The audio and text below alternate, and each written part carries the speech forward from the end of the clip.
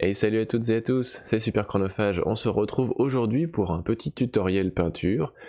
Le but ça va être de réaliser une arme de métal en fusion et on va voir ensemble comment procéder pour y arriver. Mais avant toute chose, si vous ne le savez pas encore, je stream régulièrement sur Twitch. C'est là où par exemple on a réalisé le tutoriel des OSL, c'est-à-dire des lumières internes aux figurines. Et donc n'hésitez pas à m'y retrouver pour qu'ensemble on parle de peinture et que vous puissiez même peindre en même temps que moi et pourquoi pas que je vous explique des choses en détail.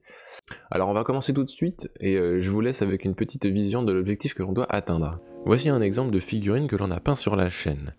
L'objectif va être de reproduire cela, donc il va falloir peindre une arme qui est dans un métal en fusion avec des zones qui sont déjà en train de durcir. C'est ce que vous voyez avec les taches marron notamment.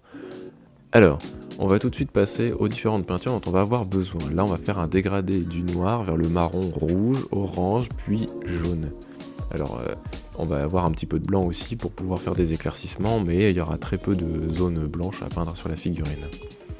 Voilà, c'est tous les points dont vous allez avoir besoin, et évidemment vous pouvez prendre d'autres gammes de peinture, ça ne pose pas de problème.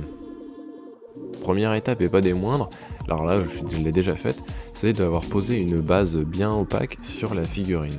Alors j'ai passé 2 couches fines de rouge orangé et là vous voyez que je commence à travailler mon dégradé avec du rouge. Alors c'est une peinture qui est assez liquide là que je suis en train d'appliquer et ça va être un peu la même façon de procéder sur le reste. Donc là je vous ai mis le temps réel, après vous verrez que ça s'est un petit peu accéléré et le procédé va rester similaire. On va venir poser des touches de peinture et essayer de dégrader.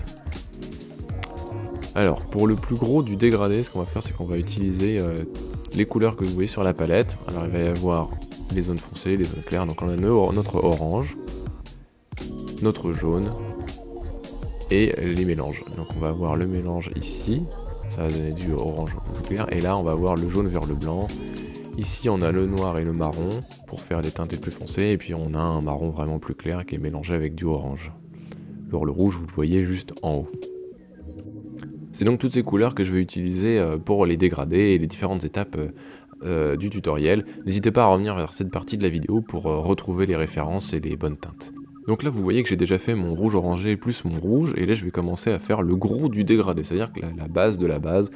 Et donc ce que je vais faire c'est que je vais vraiment travailler mes teintes couche par couche. Donc là je vais passer sur du orange, ensuite je vais rajouter du jaune orangé, et évidemment là je travaille alors que ça n'a pas séché, on appelle ça travailler dans le frais, peindre dans le frais, c'est-à-dire que vous allez travailler différentes couches de peinture alors que la couche précédente n'a pas fini de sécher. L'avantage de cette technique, c'est que les pigments vont très bien se mélanger puisqu'ils vont tous être dans un milieu à queue, et donc vous allez pouvoir mélanger vos rouges, vos oranges, vos jaunes, et tout ça va bien se mélanger, faire quelque chose d'assez lisse. L'inconvénient par contre, c'est que suivant la dilution que vous avez, vous allez des fois étirer les pigments un peu n'importe comment, et ça va des fois vous faire des choses qui sont pas uniformes et pas égales partout sur la figure. Alors on n'hésite pas à peindre vraiment un peu tout en même temps, et à falloir faire toutes les facettes pour être sûr d'être au même niveau de dégradé. Alors ensuite, une fois que ça a bien séché, je vais commencer à justement voilà, faire mon petit pointillisme sur la figurine et commencer à faire un dégradé un peu plus lisse, un peu plus propre, et puis justement monter les niveaux d'éclaircissement ou au contraire d'assombrissement tranquillement. Là ça va être justement des moments où vous allez pouvoir plus réfléchir, plus vous poser, pouvoir corriger si besoin, parce qu'évidemment on va pas laisser la base qu'on avait telle quelle, il va falloir longtemps la retravailler. C'est pas quelque chose qui est trop difficile à faire, je pense que sur la première figurine que vous allez peindre comme ça va prendre un peu de temps, et par exemple moi pour pouvoir faire le tutoriel, j'ai fait différents tests, et en gros en 1 heure j'avais eu le temps d'en peindre plusieurs, parce que l'avantage de travailler dans le frais, si vous avez préparé assez de peinture, c'est que vous pouvez faire une escouade avec des armes en fusion sans problème. Il suffira d'avoir assez de peinture dans sa palette et qu'elle reste bien humide pour pouvoir faire vos dégradés. Alors après c'est le travail de finition qui va vous prendre un petit peu plus de temps. Donc voilà, on voit que je continue à faire mes éclaircissements.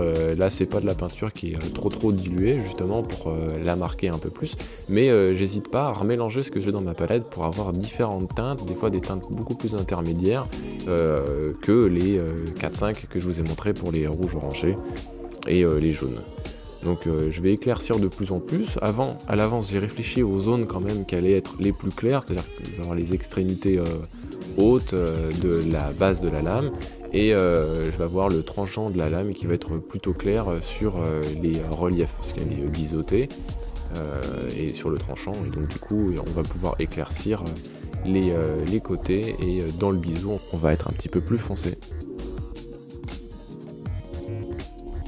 Alors pour l'instant je m'occupe que de la partie dégradée de la lame, et je vais pas toucher au durcissement du métal avec mes noirs et mes marrons. Parce que c'est quelque chose que je vais faire par-dessus, donc du coup comme je vais passer par-dessus avec de la transparence, il faut que j'ai plutôt une bonne base d'éclaircissement sur ma lame pour pas avoir à retoucher et effacer l'effet de durcissement que je vais peindre par-dessus. Alors là j'ai complètement négligé l'espèce de pointes qui sont clouées sur le tranchant de la lame, parce que c'est quelque chose que je viendrai faire après dans une autre teinte. Là je vais faire du true métal dessus, donc de la peinture avec pigment métallisé, et c'est ça, je viendrai faire un petit dégradé rouge pour montrer que le métal est rougeoyant à cet endroit là, mais il a déjà bien durci et il n'est pas fondu celui-là. Alors là je fignole un petit peu, et puis on va passer sur l'effet durcissement juste après.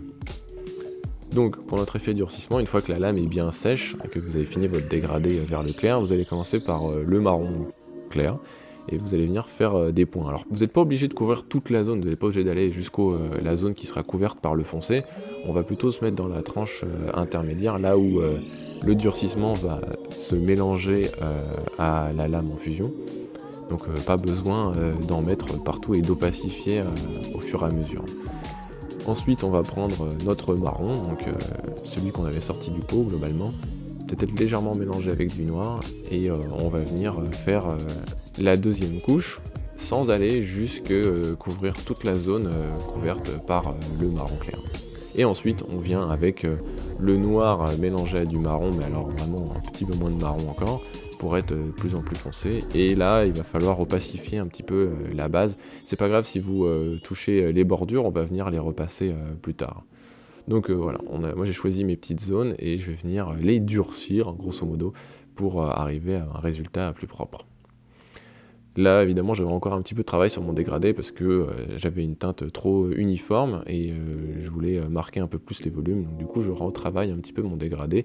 C'est l'avantage de cette technique en espèce de pointillé, par petites touches. Alors évidemment c'est pas fait avec la pointe du pinceau, hein. Les petits effets durcissement, oui, c'est plutôt fait avec la pointe, doucement, alors que là je suis vraiment avec la tranche de la pointe de mon pinceau. Sinon vous allez abîmer vos pinceaux si vous faites qu'avec la pointe, vous allez complètement la rogner et il restera plus beaucoup de poils et elle va se raccourcir.